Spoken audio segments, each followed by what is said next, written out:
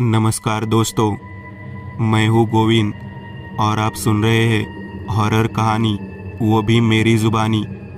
दोस्तों, आज फिर से एक नई कहानी आपके सामने हाजिर है। वैसे तो आपने बहुत सी हॉरर कहानियाँ सुनी होगी, लेकिन मुझे पूरी उम्मीद है कि आज की यह हमारी कहानी सुनकर आपको सच में डर का एहसास होने वाला है। बस मेरी आपसे इतनी गुजारिश है कि आप अगर इस कहानी को पूरा सुनेंगे तो सच में बहुत ज़्यादा मज़ा आने वाला है। साथ ही अगर आप पहली बार हमारे इस चैनल पर आए हैं तो चैनल को अभी सब्सक्राइब कर लीजिए। ऐसा करने से हमारी और आपकी नज़दीकियाँ बढ़ जाएगी और आगे आने वाली वीडियो आप तक आसानी से पहुंच जाएगी। तो ज़्यादा समय ना लेते हुए जल्दी से अपनी कहानी को शुरू करते हैं। कोंकण के समुद्र तटीय गांव पाडड़े में प्रकृति उग्र थी। तेज हवा के कारण पेड़ हिल रहे थे, कुछ घरों की छतें उड़ गई। यहाँ तक कि पिछले कुछ सालों में कई तूफान देख चुके गांव वालों को भी यह तूफान अलग लगा। बिजली के खंभे उखड़ गए, कई पेड़ उखड़ गए। सूरज ढलते ही पूरा गांव अंधेरे में डूब गया। रात के 9 बज चुके थे। तूफान का जोर कम हो गया था, लेकिन गांव में बारिश का पानी भर गया था। पेड़ों के पत्ते झड़ गए थे, कितने पेड़ गिर गए थे इसकी कोई गिनती नहीं थी। गांव की ओर जाने वाली सभी बिजली के खंभे गिर गए थे, इसलिए बिजली आने की कोई संभावना नहीं थी। गांव के प्रमुख लोगों ने गांव का निरीक्षण किया, काफ़ी क्षति हुई है। गांव में नाइक परिवार की हवेली के पीछे लगभग सभी पेड़ उखड़ गए हैं। पिछली 2 शताब्दियों से महल को सहारा दे रहे बेल के पेड़ को उखाड़कर एक लंबे कुएं में फेंक दिया गया। नाइकों के महल में बहुत से लोग रहते थे। विसाजी नाइक, जिनकी उम्र लगभग 70 वर्ष थी, गांव में अभी भी उनकी हुकूमत चलती थी। उनके 2 बच्चे थे, दिगंबर और शंकर। दिगंबर का एक बेटा था जो लगभग 20 साल का था, अभिजीत। शंकर की एक 15 साल की बेटी थी, अस्मिता। नाइकों का महल विशाल था। 2 मंजिला महल का अधिकांश भाग पुराना था, लेकिन उस पर कुछ नया निर्माण हुआ था। लेकिन पत्थर का कोट, भीतरी आंगन, पत्थर का आंगन वही रहा। आंगन के दाहिनी ओर कमरे थे, सामने मुख्य बैठक कक्ष, उसके बगल में रसोई घर। दोनों के बीच में एक लकड़ी की सीढ़ी थी जो कि बोले से ऊपर की ओर जाती थी। ऊपर एक बरामदा था जिसके बाएं और दाएं हाथ पर 2-2 कमरे थे। पहले कमरे से दोनों ओर सीढ़ियाँ थी जो माले तक जाती थी। महल के पीछे बहुत सारे पेड़ थे, इसलिए यह क्षेत्र थोड़ा सुनसान लग रहा था। उस रात तूफान शांत होने के बाद लगभग 10 बजे महल में सभी ने भोजन किया। बिजली की कमी के कारण लैंप और मोमबत्तियों ने स्वाभाविक रूप से महल में कुछ रोशनी प्रदान की। दिगंबर की पत्नी रेणुका पीछे छप्पर में बर्तन साफ कर रही थी। पास में बैटरी जल रही थी, उसकी रोशनी कुछ दूर तक जा रही थी। अचानक अंधेरे में गायब पेड़ों की पत्तियां सरसराने लगी, जमा पानी की बूंदें नीचे गिरने लगी। रेणुका का ध्यान उधर गया, उसे कीचड़ में किसी के चलने की आहट सुनाई दी। यह सोचकर कि अंधेरी रात में वहाँ कौन होगा, रेणुका ने वहाँ टॉर्च घुमाई। जहाँ तक टॉर्च की रोशनी पहुँच सकती थी उसे केवल गिरे हुए पत्ते और पेड़ दिखाई दे रहे थे। जैसे ही वो आगे बढ़ने लगी, वह पूरी तरह से अंधेरे से घिरी हुई थी, सिवाय टॉर्च की रोशनी के जो उसके सामने पड़ी थी। अचानक उसने चलना बंद कर दिया, क्योंकि इतनी देर से सामने से आ रही कदमों की आवाज़ अब उसके पीछे से आ रही थी। जैसे जैसे वह रुकती गई, कदम उसके करीब आते जा रहे थे। उसके पीछे गुर्राने की आवाज़ आ रही थी। एक अजीब आदमी उसके पीछे खड़ा था, लेकिन उसके पीछे मुड़कर देखने की हिम्मत नहीं हुई। उसने पीछे देखा, लेकिन पीछे कोई नहीं था। राहत की सांस लेते हुए वह शेड में लौट आई, लेकिन जब उसने फर्श देखा तो घबरा गई, क्योंकि वहाँ कीचड़ भरे पैरों के निशान थे और पैरों के निशान शेड से होते हुए रसोई में जा रहे थे। वह घबराई हुई घर के अंदर गई और हॉल में बैठे दिगंबर से बोली, सुनिए, वहाँ पैरों के निशान है, जरा देखो तो। कैसे निशान? दिगंबर ने निराश होकर कहा, कीचड़ से मले गंदे पैर होते हैं ना। हम में से कोई आया होगा बाहर से, लेकिन यह वहाँ पहले नहीं था और कोई भी मुझसे पहले नहीं आया था। अच्छा चलो देखते हैं। दिगंबर कुछ अनिच्छा से उसके साथ आए, लेकिन अब कोई निशान नहीं थे। यह देखकर रेणुका ने कहा, अरे यहाँ निशान थे, पता नहीं आप कहाँ गए। तुम्हारा ध्यान कहाँ है रेणुका? पता है कि तुम्हें आज बहुत काम करना पड़ा, तुम्हें आराम की ज़रूरत है। मैं सच बता रही हूँ, यहाँ निशान थे। ठीक है, तुम्हारा काम हो गया ना, आप सो जाओ, मैं थोड़ी देर में वापस आऊँगा। पीछे का दरवाज़ा बंद करके रेणुका ऊपर अपने कमरे में आ गई और बिस्तर पर गिर गई। बाकी सभी लोग ऊपर के कमरों में थे। आंगन से सटे एक कमरे में विसाजी सो रहे थे। दिगंबर महल के मुख्य बैठक कक्ष में बैठे थे। वो टॉर्च की रोशनी में कुछ दस्तावेज देख रहा था। इसी बीच उसे महल के पीछे से एक आदमी के चिल्लाने की आवाज़ सुनाई दी। वह थोड़ा चौंका, क्योंकि उसने ऐसी आवाज़ पहले कभी नहीं सुनी थी। वह उठा, सोचा कि शायद बाहर कोई होगा, और पीछे का दरवाज़ा खोला और अपनी टॉर्च बाहर घुमाई, लेकिन सब शांत था। उसने दरवाज़ा बंद किया और पीछे मुड़ा, तभी उसे एक आकृति दिखाई दी। जैसे ही टॉर्च की रोशनी उस पर पड़ी, वह आकृति सीढ़ी की ओर चली गई। दिगंबर थोड़ा डरा हुआ था, क्योंकि हर जगह अंधेरा था, शांति थी, और उसे उसमें कुछ अजीब दिखाई दे रहा था। वह धीरे धीरे सीढ़ियों की ओर बढ़ रहा था। इसी बीच उसे पीछे से उसी आदमी के चिल्लाने की आवाज़ सुनाई दी, लेकिन अब वह घबरा गया। जैसे ही वह सीढ़ियों पर पहुंचा, उसने अपनी टॉर्च ऊपर घुमाई, लेकिन जैसा कि अपेक्षित था, वहाँ ऊपर कुछ भी नहीं था। दिगंबर ऊपर आए, रेणुका अभी भी वही थी। दरवाज़ा बंद कर दिया और कहा, आज मुझे कुछ अलग महसूस हो रहा है। तुम किस बारे में बात कर रहे हो? तो तुमने मुझे बताया कि तुमने वो पैरों के निशान देखे है ना? अब मैं भी कुछ अजीब सुन रहा था, मुझे कुछ समझ नहीं आ रहा। वो निशान आज भी मेरी आंखों के सामने है। शायद यह ऐसे अजीब माहौल का नतीजा है, दिगंबर ने बिस्तर पर लेटते हुए कहा। दिगंबर सो रहे थे। रात 11 बजे के बाद उनके दरवाजे पर दस्तक हुई। वे चौंक कर उठे। बाहर से दादा दादा जैसी आवाज़ आ रही थी। दिगंबर ने दरवाज़ा खोला। दरवाजे पर उनका भाई शंकर खड़ा था। उसे देखकर दिगंबर ने कहा, क्या हुआ दादा? अरे मैं पानी लेने नीचे गया था, लेकिन हर जगह कीचड़ है। क्या यह कैसे संभव है? मैं अभी कुछ देर पहले ऊपर आया हूँ, नीचे कुछ भी नहीं था। अगर तुम्हें यकीन नहीं है तो चलो नीचे मेरे साथ। वे दोनों नीचे आए, लेकिन इस बार कीचड़ नहीं था। शंकर यह देखकर आश्चर्यचकित हो गया और बोला, यह कैसे हुआ? मैंने इसे अभी यहाँ देखा था। आज कुछ अलग हो रहा है। मुझे तुम पर विश्वास है शंकर, लेकिन अब हम क्या करेंगे? कल सुबह देखते हैं। बहुत रात हो गई है, आप सो जाओ। वे दोनों सीढ़ियाँ चढ़ रहे थे, तभी निचला मुख्य दरवाज़ा अपने आप खुल गया। दोनों का ध्यान दरवाजे की ओर गया। अब यह दरवाज़ा अपने आप कैसे खुल गया? शंकर ने कहा, अरे दरवाजे का कुंडा नहीं लगा है तो खुल जाएगा ना।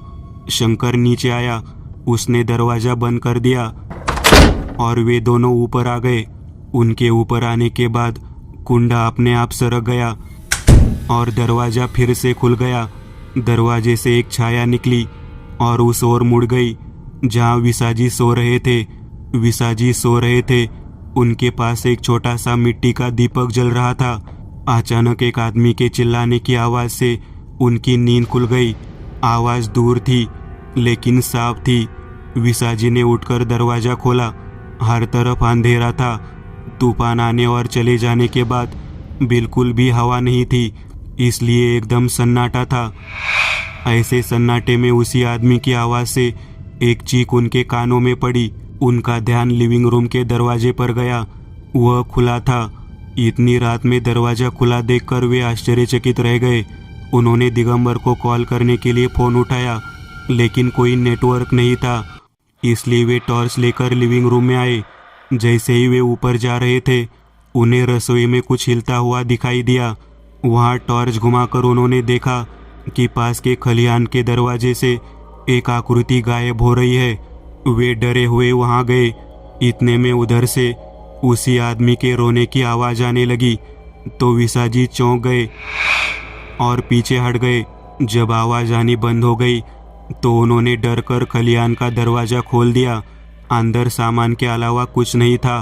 उसी समय उस खलिहान के बगल में ठक ठक की आवाज़ आई। उस खलिहान में एक चोर दरवाज़ा था जो महल के तहखाने में खुलता था। विसाजी को इसका अंदाज़ा था कि आवाज़ रुक नहीं रही थी, इसलिए यह देखने के लिए कि यह क्या है उन्होंने खलिहान के एक किनारे को ऊपर उठाया जहाँ से कुछ सीढ़ियाँ नीचे की ओर जाती थी। जैसे ही वे अंदर देखने लगे तो एक आदमी का कीचड़ से भरा चेहरा सामने आया। हतप्रभ होकर विसाजी पीछे हट गए। उन्होंने फिर से वहाँ टॉर्च घुमाई लेकिन वहाँ कुछ भी नहीं था। वे उठे और खलिहान का दरवाज़ा बंद करने लगे। वह आदमी उसी खलिहान से बाहर निकला। उसका शरीर कीचड़ से भरा हुआ है। उसने विसाजी का सिर पकड़ लिया और उसे तहखाने में खींच ले गया। विसाजी के मुंह से दबी चीख निकल गई, लेकिन यह चीख किसी के कानों तक नहीं पहुंची। अगली सुबह शंकर की पत्नी समिधा नीचे आई। लिविंग रूम का दरवाज़ा खुला था। वो भी किचन में आई। वहाँ बड़े खलिहाने का दरवाज़ा भी खुला था। विसाजी हर दिन जल्दी उठ जाते थे, लेकिन आज वह नहीं उठे। यह देखकर समिधा उनके कमरे के पास गई, लेकिन उनके कमरे का दरवाज़ा खुला था और अंदर कोई नहीं था। लेकिन महल का मुख्य द्वार बंद था। वह हैरान थी। उसने हर जगह देखा, लेकिन विसाजी नहीं दिखे। तो वह ऊपर गई और शंकर को जगाया। अरे उठिए, मामा कहीं दिखाई नहीं दे रहे। अरे यही कहीं होंगे। सुबह सुबह कहाँ जाएंगे? मैं यही कह रही हूँ। मैंने हर जगह देखा, वे कहीं नज़र नहीं आए। ठीक है, चलो नीचे देखते हैं। वे दोनों नीचे आए। यह देखकर कि विसाजी कहीं दिखाई नहीं दे रहे, शंकर ने उन सभी को जगाया। घर में चारों तरफ खोजबीन शुरू की गई, लेकिन वे नहीं मिले। सभी महल के हॉल में जमा हुए। उसकी बात सुनकर सोचते हुए शंकर बोला, दादा, हमने सब कुछ देख लिया है, लेकिन तहखाना रह गया। हाँ सही। वे दोनों खलिहान के पास आए। उन्होंने खलिहान का एक किनारा उठाया और अंदर देखा। उन्हें अंदर एक टॉर्च दिखाई दी। वह अभी भी जल रही थी। शंकर उस तहखाने में उतरा और वही टॉर्च हाथ में ले ली। सामने का दृश्य देखकर उसका माथा घूम गया और उसने दिगंबर को पुकारा। उसकी आवाज़ सुनकर दिगंबर भी नीचे आए तो वह भी नज़ारा देखकर हैरान रह गया। सामने विसाजी का शव खूंटे से बंधा हुआ था। उनका पूरा शरीर कीचड़ से सना हुआ था। नाक और मुंह कीचड़ से भरे हुए थे। शंकर ने रोते हुए कहा, दादा, ये कैसे हो गया? मुझे कुछ समझ नहीं आ रहा। फिर भी आप क्या करें? अब हम पुलिस को बुलाएंगे। गांव के इतने प्रतिष्ठित व्यक्ति की इस तरह हत्या कर दी गई है। हमें अपनी भावनाओं पर नियंत्रण रखना चाहिए। धीरे धीरे यह खबर सभी गांवों में फैल गई। कुछ देर बाद पुलिस आई। उनसे पूछताछ और जांच शुरू हुई। उन्होंने विसाजी के शव को कब्जे में ले लिया और अस्पताल भेज दिया। दरअसल हत्या इतने अजीब तरीके से की गई थी कि पुलिस को भी इसमें कुछ अलग ही लगा। वह दिन बीत गया। गांव में बिजली नहीं थी। यह रात थी। नाना पटवर्धन और उनका परिवार गांव के दूसरी ओर पटवर्धन के पुराने घर में रहते थे। नाना पटवर्धन भी गांव के एक प्रतिष्ठित व्यक्ति थे। वे कई पीढ़ियों से एक ही घर में रहते थे। उनका घर ज़्यादा बड़ा नहीं था। नीचे एक किचन, लिविंग रूम और 2 कमरे थे। ऊपर 2 कमरे और थे। नाना की उम्र भी अभी 70 के पार थी। नाना अपनी पत्नी लक्ष्मी के साथ अपने कमरे में सो रहे थे। उनका बेटा हिरम और बहू पास के कमरे में सो रहे थे। रात के 12 बजे उनका पोता विशाल ऊपर सो रहा था। तभी पटवर्धन के घर में एक साया घुस गया। अचानक एक आदमी की चीख सुनकर नाना की नींद खुल गई। आवाज़ बहुत दूर से आ रही थी, इसलिए उन्हें लगा कि शायद ऊपर से आ रही होगी। हाथ में टॉर्च लेकर वे बाहर आए। वे सीढ़ियों पर पहुंचे और ऊपर जाने लगे। तभी उनका पैर फिसल गया और टॉर्च नीचे गिर गई। उनका ध्यान सीढ़ियों पर गया जहाँ कीचड़ था। वे टॉर्च उठाने के लिए नीचे झुके। जब उन्होंने टॉर्च उठाई तो चौंक गए। उनके सामने कीचड़ भरे पैर थे। वे भी चौंक गए और पीछे गिर गए। उन्होंने सामने टॉर्च घुमाई तो वहाँ कोई नहीं था। नाना उठ खड़े हुए और फिर से ऊपर जाने लगे। तभी उन्होंने सीढ़ियों से उस आदमी की कराहने की आवाज़ सुनी। जैसे उन्होंने घबराकर टॉर्च को कोने की ओर घुमाया, वे यह देखकर चौंक गए कि वहाँ कीचड़ से सना हुआ एक आदमी बैठा था। उसकी आंखें लाल थी, उनसे आंसू टपक रहे थे। उसके कपड़े फटे हुए थे और बहुत पुराने लग रहे थे। कौन है तू? नाना ने डरते हुए कहा। इतने में वह आदमी वहाँ से गायब हो गया। उसके चिल्लाने की आवाज़ अब पूरे घर में सुनाई देने लगी। नाना घबरा गए। वे अपने बेटे कमरे की ओर चलने लगे। तभी उन्हें पीछे से खींच लिया गया और नाना गिर पड़े। जैसे ही नाना ने ऊपर देखा तो वही आदमी छत से चिपका हुआ था। नाना की टॉर्च उनके चेहरे पर गिरी। आदमी मुंह फैलाया। उसके मुंह से कीचड़ निकलने लगा और वह कीचड़ नाना के शरीर के चारों ओर घूमने लगा, लेकिन वह मिट्टी उनके नाक और मुंह में चली गई। नाना वही मर गए। अगली सुबह हिरम बाहर आया तो उसने नाना का शव अपने कमरे के सामने कीचड़ में सना हुआ पाया। उसके दिमाग के पुर्जे हिल चुके थे। चीख पुकार मचने पर गांव के अन्य लोग जमा हो गए। नाना की मौत विसाजी के मौत के समान थी। गांव में लोगों के बीच कानाफूसी शुरू हो गई। कुछ देर बाद पुलिस आई और पंचनामा कर नाना के शव को कब्जे में लेकर पोस्टमार्टम के लिए भेज दिया। गांव में हर तरफ इन दो हत्याओं की चर्चा थी। रात भर गांव में पुलिस की गश्त जारी रहेगी। उसी शाम विसाजी की रिपोर्ट आई। उनके नाक और मुंह में मिट्टी जाने के कारण दम घुटने से मौत हो गई, जिसके बाद उनके शव का अंतिम संस्कार कर दिया गया। उस रात गांव में दहशत का माहौल था। गांव से थोड़ा बाहर कुलकर्णी के घर में भी हालत कुछ अलग नहीं थी। उनके घर के लोग भी डर के साए में थे। नागोजी कुलकर्णी लगभग 60 वर्ष के थे। 3 बच्चों, बहू बेटियों का भरा पूरा परिवार था। उसी रात जिस कमरे में नागोजी सो रहे थे, उस कमरे के दरवाजे पर दस्तक हुई, लेकिन उन्होंने डर के मारे दरवाजा नहीं खोला। अचानक दरवाजा अपने आप खुल गया और उनका ध्यान दरवाजे पर गया। दरवाजे पर वही कीचड़ में सना हुआ आदमी खड़ा था। नागोजी घबरा कर उठे।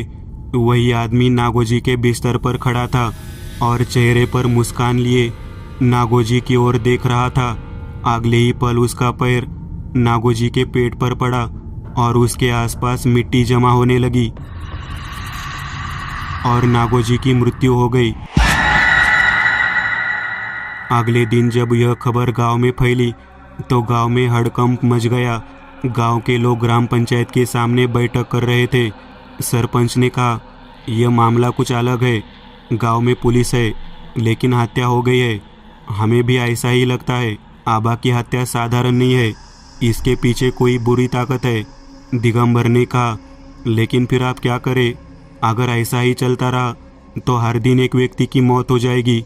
हिरम ने कहा, मुझे लगता है कि हमें किसी भक्त की मदद लेनी चाहिए। यह संकट गांव पर आया है, यह आम आदमी के बस की बात नहीं है। सरपंच ने हताश होकर कहा, भगत की कोई ज़रूरत नहीं है।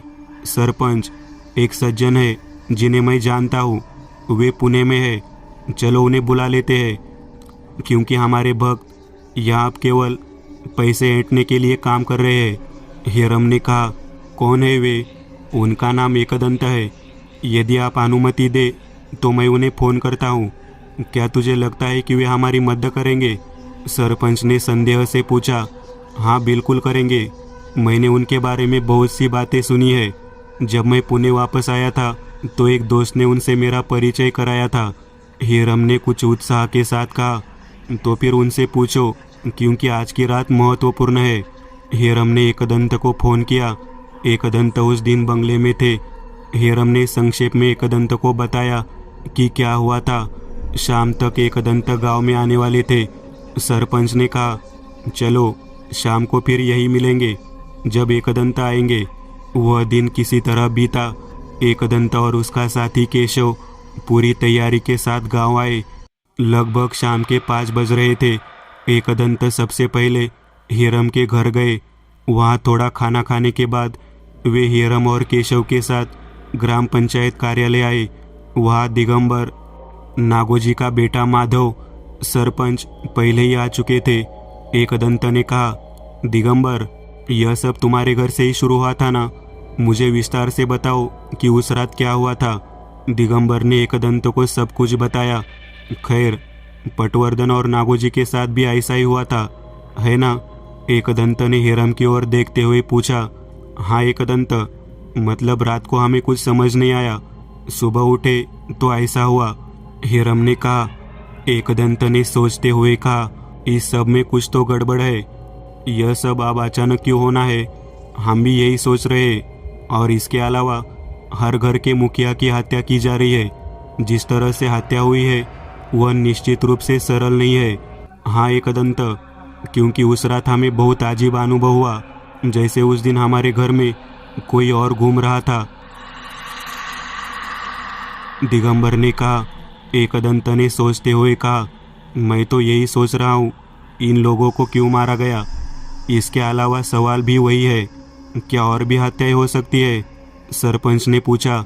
बेशक ऐसा हो सकता है, लेकिन पहले हमें यह पता लगाना होगा कि इन तीनों में क्या समानता है, इनकी हत्या क्यों, और महत्वपूर्ण बात यह है कि विसाजी को तहखाने में क्यों मारा गया।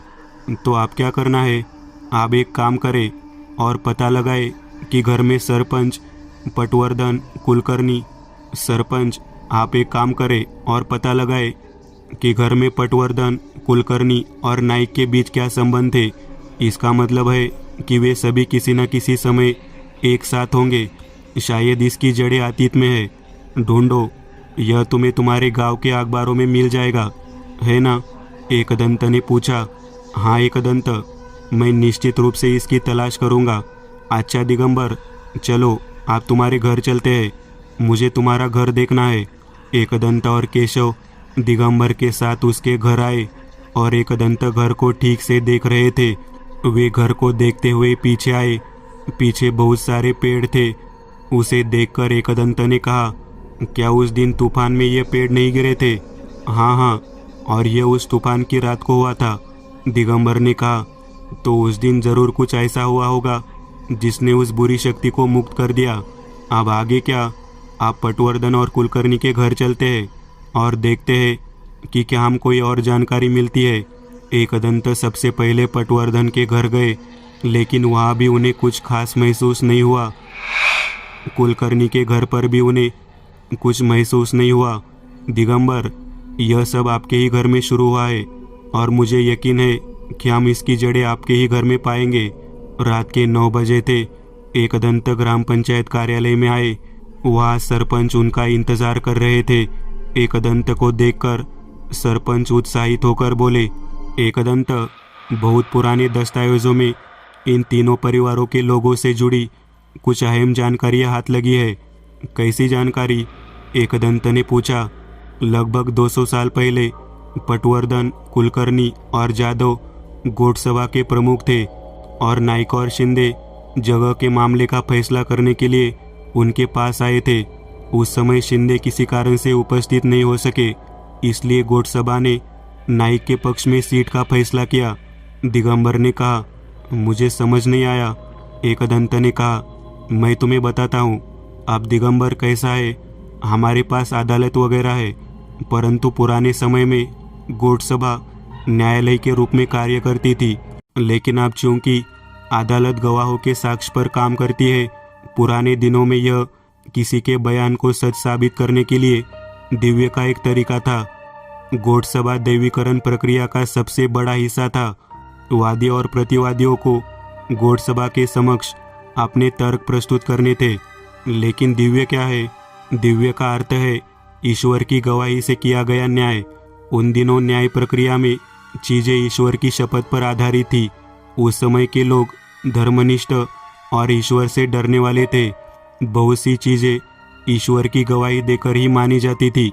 फिर बेल भंडारा या रवा, दिव्या आदि की शपथ होगी। एकदंत ने कहा। अच्छा, अब आगे क्या एकदंत? सरपंच ने पूछा। अब आज रात हमें जादव के घर जाना है। आज रात जादव पर हमला जरूर होगा। एकदंत, केशव और सरपंच जादव के घर पहुंचे। सरपंच ने जादव को घटना की जानकारी दी। जादव के घर में तुकाराम सबसे बड़े और बूढ़े थे। उनकी उम्र लगभग 65 वर्ष थी। एकदंत तुकाराम के पास रहे। रात के 12 बजे थे। तुकाराम के कमरे का दरवाजा अचानक खिलने लगा।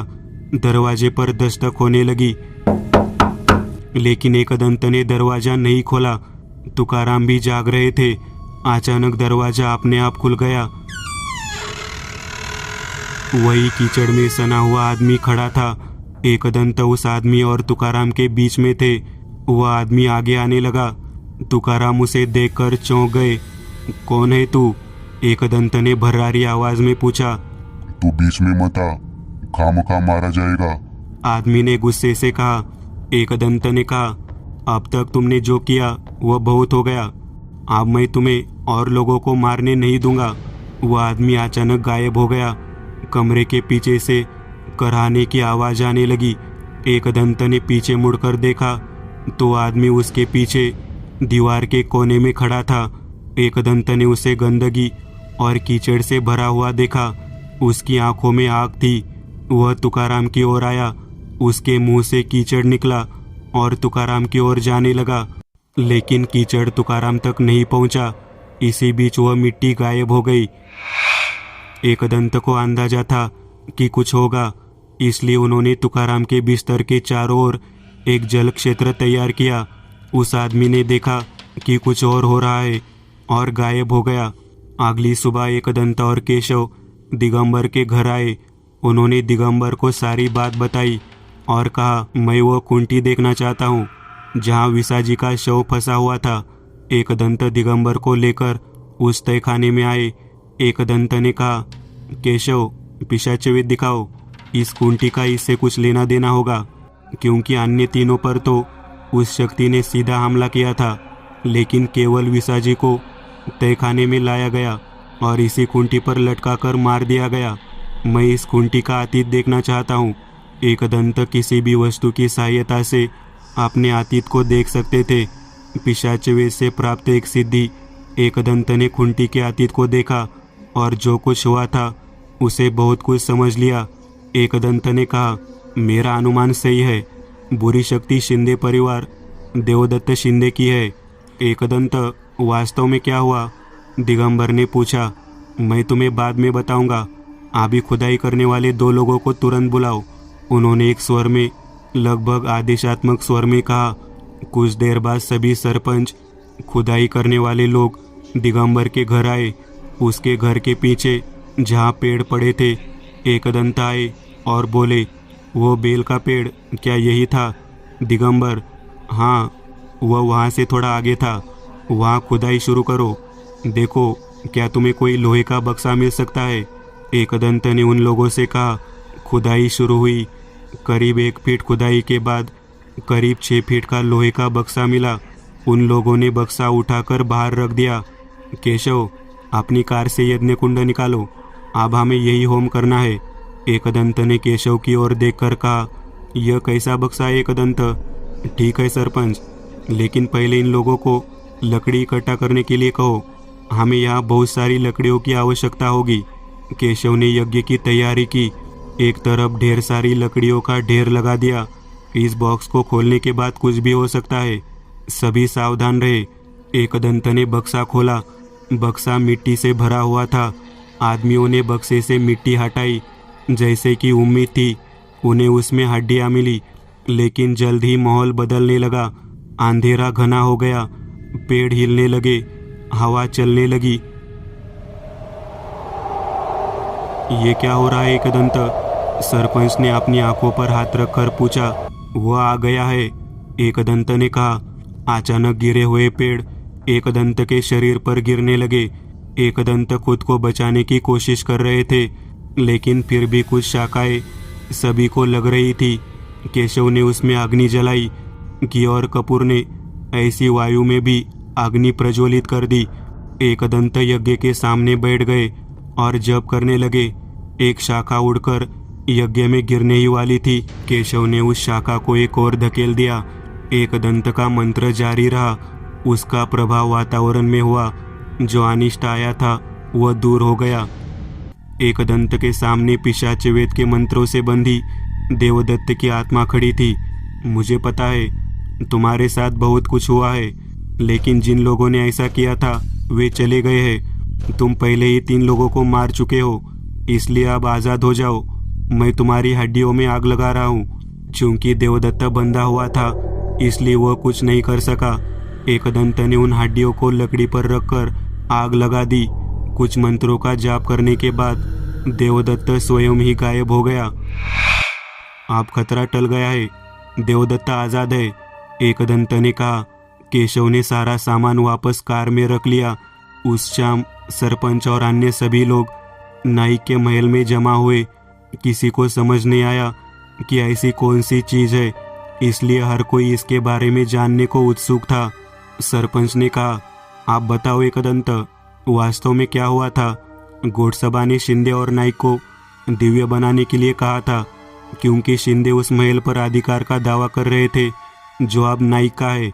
उन्होंने कहा कि नाइक को जबरन उनके महल पर कब्जा कर लिया और दस्तावेजों को जला दिया। दरअसल यह महल देवदत्त के पूर्वजों का था, लेकिन कुछ समय के लिए उन्होंने इसे इस्तेमाल के लिए नाइक को दे दिया था। लेकिन फिर क्या हुआ? जब दिव्य प्रदर्शन करने का समय आया तो वीरों को डर था कि अगर देवदत्त ने दिव्य कर दी तो महल हाथ से जाएगा।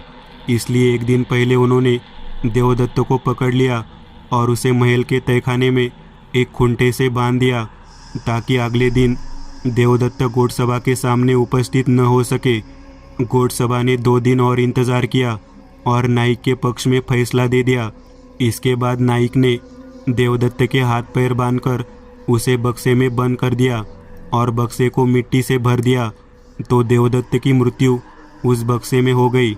उसने उस बक्से को जमीन में गाड़ दिया, लेकिन फिर वो अब बाहर कैसे आ गया? सरपंच ने पूछा। नाइक को अंदाजा था कि देवदत्त भूत के रूप में वापस आएगा, इसलिए उसे दफनाने के बाद उन्होंने उसके ऊपर एक बेल का पेड़ लगाया।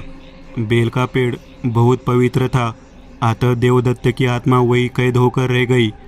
लेकिन उस दिन पेड़ गिर गया और देवदत्त की आत्मा मुक्त हो गई और निम्नलिखित हुआ।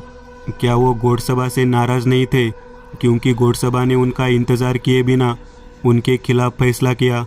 हाँ, और देवदत्त अपने घर का मुखिया था। वह चला गया और उसके घर पर दुखों का पहाड़ टूट पड़ा।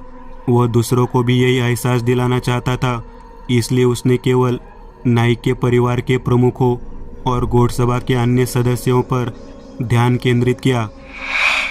तो नाइक ने दिव्य के डर से उसे मार डाला और यह सब हुआ। सरपंच ने कहा, हाँ, लेकिन अब गांव को डरने की कोई बात नहीं है। लेकिन मुझे लगता है कि गांव को देवदत्त को हमेशा याद रखना चाहिए, क्योंकि वो एक बड़ा पीड़ित था। एकदंत ने कहा, हाँ, हम उनके लिए एक स्मारक बनाएंगे। उसने मेरे पूर्वजों की वजह से अपनी जान गंवाई। दिगंबर ने कहा। एकदंत ने एक और केस सुलझा लिया था। उनके सामने और भी केस आने वाले थे।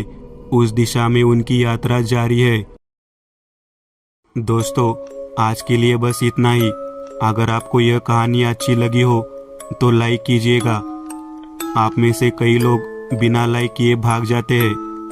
अगर आपने वीडियो को लाइक किया तो मुझे अच्छा लगेगा और ऐसी ही डरावनी कहानियाँ बनाने के लिए मुझे एनर्जी मिलेगी। तो लाइक ज़रूर करिएगा और अभी तक आपने चैनल को सब्सक्राइब नहीं किया तो तुरंत सब्सक्राइब करिएगा और बगल वाली घंटी को दबाना ना भूलिएगा।